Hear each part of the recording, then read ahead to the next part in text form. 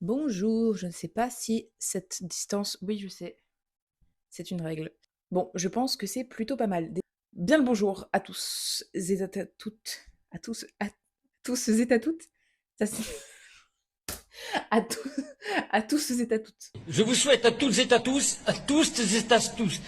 Je vous souhaite à tous et à tous, je vous souhaite à tous, non, à toutes et à tous. Aujourd'hui, je voulais prendre la parole pour parler un petit peu de mon parcours scolaire, vu que ça m'a été demandé sur ma dernière vidéo sur le TDAH par rapport à ma neurodivergence, mon autisme et tout.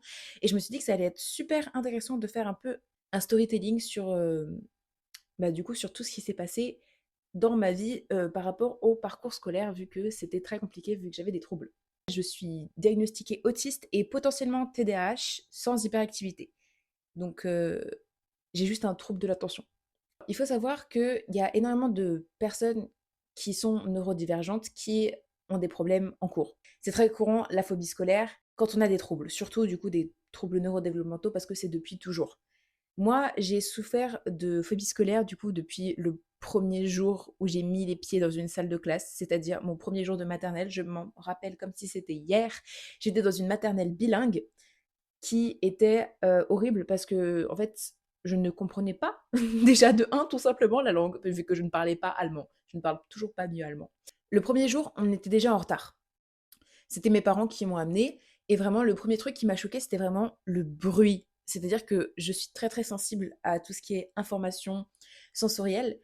Et vraiment, je pense que le bruit, c'est le pire. C'est que je déteste, genre je ne supporte pas. Et quand j'étais petite, bah du coup, je supportais pas non plus. J'ai passé un an dans cette maternelle avant de changer de maternelle parce que justement, c'était horrible parce que je me plaignais souvent. En fait, ma sœur, elle se foutait un peu de moi parce que je disais que les chaises, elles étaient genre pas assez confortables. Mais en fait, c'est pas ça que je voulais dire. C'est que genre, c'était juste horrible de rester sur des chaises glacées toute la journée sans devoir bouger en écoutant quelque chose qui ne m'intéresse pas. Et en plus, à ce moment-là, je ne comprenais même pas la langue. C'était juste genre un enfer sur terre. Et je pense que toutes les personnes avec une phobie scolaire neurodivergent peuvent comprendre ce que je veux dire. Mais en fait, c'est toujours très compliqué à expliquer parce que la plupart des gens ne comprennent pas quand ils le vivent pas, ils ne comprennent pas la phobie scolaire. Parce qu'en fait, c'est viscéral et c'est quand on l'explique, ça n'a pas trop de sens, mais quand on le vit, c'est réel, c'est fort et c'est hyper handicapant. Dans cette seconde maternelle, ça s'est pas vraiment mieux passé. Un tout petit peu mieux parce que bah, déjà, c'était pas en allemand, donc je comprenais un peu ce qu'on me racontait. Et en plus, j'avais vraiment une prof absolument incroyable. Genre vraiment, elle était mais tellement, tellement, tellement gentille. Du coup, bah, ça m'a beaucoup marqué et c'est, je pense, une des seules années où ça passait encore. Mais j'ai jamais eu non plus beaucoup d'amis. J'étais toujours un peu l'enfant bizarre qu'on laissait dans le coin. Du coup, ça, c'était complexe. Donc, j'ai passé mes 2 dernières années de maternelle, du coup, dans cette école.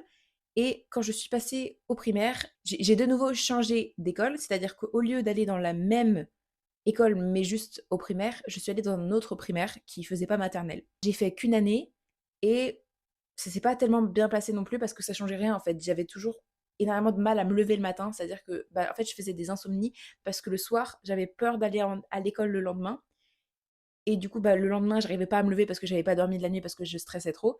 Et du coup, j'allais souvent en cours un peu plus tard dans le matin. Et du coup, genre après, pour y aller l'après-midi, bah, je restressais à midi et donc j'y retournais pas de nouveau. Genre, j'ai toujours eu beaucoup d'absence parce que c'était toujours horrible.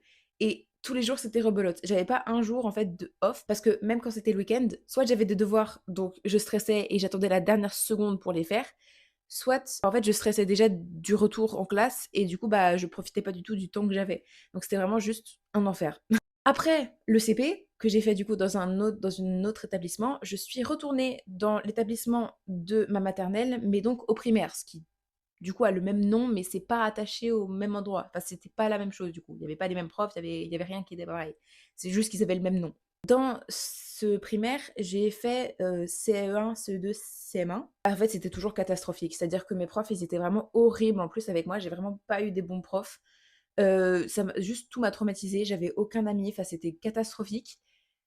Et en fait, le problème aussi, c'est que j'avais pas des mauvaises notes. Parce que justement, On m'a toujours classée de surdouée, donc c'est pour ça que les gens ils comprenaient pas trop pourquoi j'avais des problèmes avec l'école. C'est parce que j'avais des bonnes notes et que j'étais super renseignée sur déjà tout ce qu'on nous enseignait. Et donc soit on avait qu'à me dire l'information et je l'avais déjà apprise et que je pouvais la retransmettre à n'importe quand, ou soit ça m'intéressait déjà et du coup j'avais déjà appris. Et donc j'avais pas besoin qu'on me redise des trucs que j'avais déjà appris. Et il y a toujours eu un espèce de décalage en fait avec les autres et moi, même si des fois j'avais quelques potes, des fois j'en retrouve et on se retrouve et on est en mode «Oh, je te connais du primaire et tout, c'est cool». Mais j'étais quand même pas hyper appréciée dans la plupart, enfin j'étais pas très populaire quoi. J'étais toujours un peu l'intello sur le côté, ouais, elle a des potes, mais j'étais quelqu'un qui lisait beaucoup.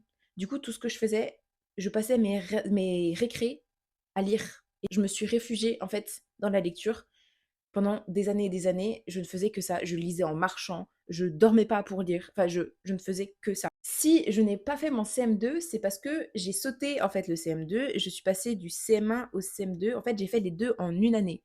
C'est-à-dire que j'ai fait 2 trimestres de CM1 et un trimestre en CM2. De base, on voulait pas me faire ça. Enfin, ma maîtresse, elle voulait pas me faire ça parce qu'elle disait que j'aimais trop être le centre de l'attention. Je n'ai jamais compris ce qu'elle voulait dire et je comprends, je sais pas pourquoi elle voulait pas que je passe dans le niveau supérieur, alors que littéralement je n'avais que des A. Le seul c'est que de toute ma scolarité que j'ai eue, c'était en secourisme. Donc ne comptez pas sur moi si vous faites un malaise. J'avais eu un B en sport, voilà, c'est tout. En fait, tous les potes que j'avais en CM1, bah, je leur ai plus jamais parlé. C'est seulement récemment que j'en ai croisé quelques-uns en ville et donc on s'est retrouvés, on a dit mais je te connais toi. Sauf que du coup, bah en CM2, j'étais un peu le mouton noir. Parce que du coup, ma mère, elle était malade à ce moment-là. Et donc tout le monde avait un peu pitié de moi. J'étais un peu en mode ouais, ouais, je suis la nouvelle qui n'a absolument aucun ami, dont la mère est malade. Et en plus, bah, je suis surdouée. En fait, soit les profs, ils m'adorent, soit ils me détestent. Et moi, bon, c'était pas très réciproque dans tous les cas, je les aimais pas trop. Cette année-là, en CM2, la prof, elle chantait un peu mes louanges et du coup, les gens, bah, ils m'aimaient encore moins. J'ai pas eu beaucoup d'amis cette année-là. Toujours est-il que je suis passée en sixième. Manque de bol, ma mère meurt. Du coup, ce qui se passe, c'est que bah, burn-out et je loupe en fait énormément de cours. C'est-à-dire que bah, pendant un mois ou deux, j'arrête d'aller en cours. Voilà, je reste chez moi et donc première déscolarisation. Waouh! Sachant que j'ai toujours eu beaucoup, beaucoup, beaucoup d'absence, il fallait toujours réaccrocher les petits tickets là, d'absence dans mon carnet de liaison parce que j'en avais pas assez. Je vais au collège dans le même établissement encore que mon primaire, mais c'est de nouveau un autre bâtiment, c'est pas exactement pareil. Je vais faire toutes mes années de collège dans le même établissement. Les marques sont toujours présentes. C'était un établissement catholique, privé, très arriéré, un truc vraiment un peu bourgeois. C'est-à-dire, on n'avait pas le droit aux sandales. C'est-à-dire que si on voyait le talon, on se faisait recaler. Enfin, une fois que je suis retournée en cours, donc après ma dépression, mon burn-out là, bah en fait, tout le monde crachait dans mon dos un peu, en mode oh là là, mais elle vient jamais et tout. Et du coup, il y avait des gens un peu qui essayaient de m'aider un peu en mode non, mais sa mère, elle est morte, enfin, genre ayez de la compassion, s'il vous plaît, un peu les gens. Soit j'avais de la pitié, ce qui est pas génial, soit bah j'étais pas très pote quoi. Mais heureusement, j'ai eu ma meilleure amie du coup que vous connaissez sur ma chaîne qui un peu m'a sauvée de ce truc. Et donc on était un peu toutes les deux pendant le reste de notre scolarité. Franchement, j'ai eu beaucoup de chance de l'avoir parce que sinon, bah, en fait, j'allais juste avoir aucun pote. Et pendant longtemps, les gens ils disaient que bah, notre relation elle était toxique parce que bah on était très fusionnels. Alors que bah non, genre juste si on n'aimait pas l'un l'autre, bah on aurait juste été seuls. Cependant, ma phobie scolaire pendant mes années de collège n'était juste en fait de plus en plus pire. Je sais pas si ça se dit. C'était juste de pire en pire. Voilà, c'est mieux. J'allais de moins en moins en cours. Toute ma vie, j'étais malade. Genre physiquement. Et genre, ça se voit dans mon carnet de santé. J'ai 1 milliard de maladies, mais pas des trucs graves, hein. En mode des rhinopharyngites, des rhumes et des trucs comme ça. Tout le temps, tout le temps, tout le temps, j'avais quelque chose parce qu'en fait, littéralement, la peur d'aller en cours, ça me faisait être malade physiquement. J'inventais même pas, je faisais même pas exprès. Je culpabilisais énormément en fait, au contraire. Genre de ne pas aller en cours et de pas pouvoir y aller physiquement parce que genre, bah, je pouvais juste pas parce que j'étais malade. Genre, j'avais 42 fièvre, j'allais pas aller en cours. C'est littéralement mon corps qui se rendait malade pour pas y aller. Parce c'était un délire, hein. J'enchaînais les crises d'angoisse, les crises de panique, tout ce que vous voulez. Vraiment, à chaque fois, c'était un enfer pour aller en cours. Et en vrai, sur le moment, ça se passait même pas tellement mal quand j'y étais. J'avais ma meilleure amie, en 5e, 4e. Ça va, on rigolait. Sauf qu'en fait, le problème, c'est que je me suis fait harceler, en fait, du coup, pendant toutes mes années de collège. Et c'était un harcèlement beaucoup plus vénère que, juste une mauvaise réputation en primaire. Non, là, c'était vraiment genre, j'étais un peu on était un peu le bouc émissaire, quoi. Enfin, c'était pas sympa. En fait, c'était parce que j'étais bizarre, parce que je lisais dans mon coin, parce que j'étais pas normale, parce que c'était toujours des trucs comme ça. Vu que, bah, du coup, j'étais beaucoup plus jeune que les autres, ma puberté, elle a commencé beaucoup plus tard que la plupart des gens. Donc, bah, moi, j'avais pas encore de forme et tout le monde en avait. Et du coup, j'étais en mode ah, ok. Donc, ça, c'était en 5e, 4e. Et en 3e, en fait, ça a un peu changé parce que on était plus potes pendant quasiment un an avec ma meilleure amie. Et donc, en fait, j'avais d'autres amis. Donc, un groupe d'amis avec lequel ça se passait plutôt bien. Un autre groupe d'amis où ça s'est très très mal passé et qu'au final, en fait, elles ont juste fini par me tège et me harceler.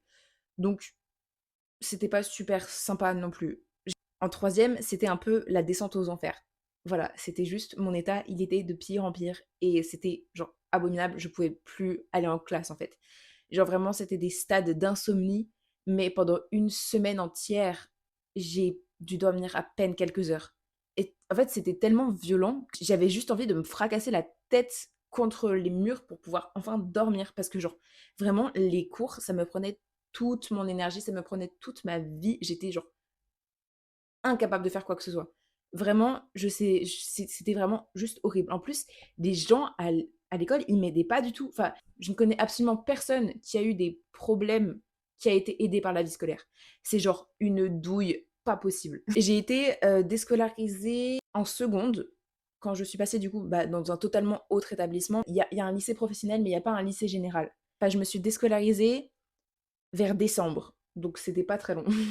Genre j'ai fait un trimestre quoi. Parce que justement, en fait, mon ancien groupe de potes, celui avec qui ça se passait mal, bah, ils m'ont un peu harcelée, genre en mode là, c'était juste dépression. J'ai été déscolarisée pendant jusqu'à avril, je crois. Le deal, c'était que je fasse le dernier trimestre en Angleterre, dans le pensionnat où mes frères et sœurs sont déjà allés. Je me suis dit, bon, ça peut être une bonne idée. Que nenni. Mais quelle idée d'aller en Angleterre! Au moins, j'ai un peu appris l'anglais, mais en vrai, je le connaissais déjà un peu avant et je l'ai surtout appris après. Donc, c'était chaotique. J'avais pas réfléchi au fait que être quelqu'un qui a de la phobie sociale, une phobie scolaire et qui est autiste, c'est vraiment la pire chose au monde pour vivre dans une école avec des gens. C'était vraiment le pire bail possible. C'est même pas j'ai peur de l'école, je vis dedans. Genre, j'y vais pas, je suis dedans. Mais quelle idée, quelle idée. On était 4 dans mon dortoir. C'est-à-dire que je vivais dans une maison avec une trentaine de personnes et dans ma chambre, nous étions 4. Comment dire que ça s'est très très mal passé. J'ai eu très très très très très très envie de plusieurs fois. Ça, c'était pas super fun. Je faisais de l'hypersomnie parce que j'ai été sous traitement pour dépression pendant un long moment, quand même, avant que je me rende compte qu'en fait ça changeait pas grand chose. Ça me shootait totalement, et c'est-à-dire que je dormais tout le temps. On nous réveillait à 6 heures du matin, je m'habillais dans mon lit et je ne me levais pas en fait pour aller au petit-déj, ou je me levais pas pour prendre ma douche. D'ailleurs, j'ai pris 3 douches en un mois, grand max. Tout ce que je faisais, c'était essayer d'aller en cours, ne pas y arriver, et donc juste aller à l'infirmerie en pleurant, et juste les infirmières qui me regardaient en soupirant en mode bah, on peut pas faire grand chose, hein, viens et on te donne un chocolat chaud, quoi. Genre, c'était vraiment mon quotidien pendant un mois. C'était lunaire, hein. Ça a été compliqué avec mon père, vu qu'il ne m'a pas cherché.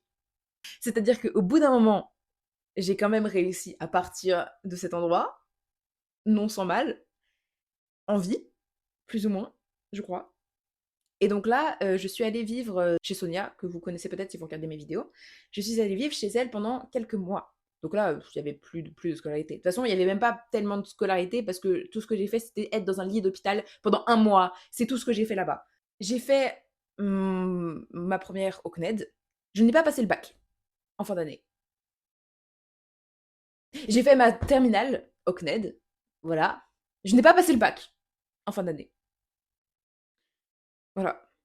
En fait, le CNED, c'est du coup une scolarisation à la maison en autodidacte. Donc, il y a 2 sortes de scolarisation possibles, soit avec un accompagnement, soit du coup sans, où genre la personne fait tout ce qu'elle, enfin fait ce qu'elle veut en fait de ses cours. Donc j'ai juste mon petit ordi avec bah, tous les cours qu'il y a et tout. Et je m'organise absolument comme je veux. Je suis quand même obligée de rendre des contrôles. Mais en soi, je suis pas obligée, genre, juste je le fais quoi. À la fin de ma terminale, que j'ai faite du coup au CNED. Je dis que j'ai quand même été investie. Voilà, je garde ça. Bah, je n'ai pas passé le bac parce que bah, je me sentais pas du tout de le faire et que de toute façon, c'était trop tard pour m'inscrire, dans tous les cas. Donc, que se passe-t-il maintenant? C'est que bah, je me suis dit, dans tous les cas, que je suis de fin d'année et que j'ai sauté une classe, j'étais beaucoup trop jeune pour partir où que ce soit. Donc, ce que j'ai fait, c'est que je me suis dit, bah, en fait, je vais juste refaire ma terminale. Comme ça, bah, soit je fais mon bac en fin d'année, soit bah, juste, genre, c'est une année un peu de transition. Comme ça, bah, après, je fais un peu ce que je veux, vu que j'aurai l'âge, en fait, de faire ce que je veux. J'aurai 17 ans, 18 ans. Là, à 16 piges, je fais pas grand-chose, au final. En fait, pour faire le bac, il faut s'inscrire avant décembre. Parce qu'en fait, c'est en candidat libre. Voilà, parce que je ne suis rattachée à plus aucune école physique. Seulement le CNED. Du coup, bah, on est le combien là? On est le 12 novembre? Donc bon, honnêtement, je sais pas trop ce que je fais là. Genre, c'est un peu le nage. Non, mais les études quand on est neuro, c'est très compliqué, hein. Dans ma vidéo sur le TDAH, vous avez pu voir que ma meilleure amie, elle a eu un PAI, PAP, je sais plus ce que c'est, pour son TDAH, pour un peu avoir un tiers-temps et tout. Moi, bah, j'ai jamais rien eu en fait parce que j'ai été diagnostiquée que maintenant, enfin genre l'année dernière. Du coup, à la limite, avec le bac, je pourrais avoir un tiers-temps et des aménagements. Mais en fait, je sais que je pourrais pas parce que moi, ce qui me pose vraiment problème, en fait, dans les rédactions, j'ai la capacité de faire les choses, mais c'est que ils demandent toujours un certain type de rédaction que moi, je n'arrive pas à faire. Et je n'ai jamais fait ça, parce qu'à chaque fois, je faisais du coup pas ce qu'ils demandaient, mais comme c'était quand même très bon, bah, ils me donnaient quand même une bonne note, parce qu'ils disaient, ouais, bah, c'est bon, mais c'est pas ce que j'ai demandé. Et du coup, en fait, là, ça passe pas trop, quoi. Honnêtement, je pense que je passerai le bac en candidat libre dans plusieurs années, mais qu'en fait, du coup, l'année prochaine, je compte faire soit une école de maquillage, soit un CAP en maquillage, beauté et tout. Aussi, un de mes projets, c'est de partir 2 ou 3 mois en Corée pour apprendre le coréen. Donc ça, c'est un projet qui pourra se faire sûrement en 2026, que j'attends fortement, et qui serait vraiment génial.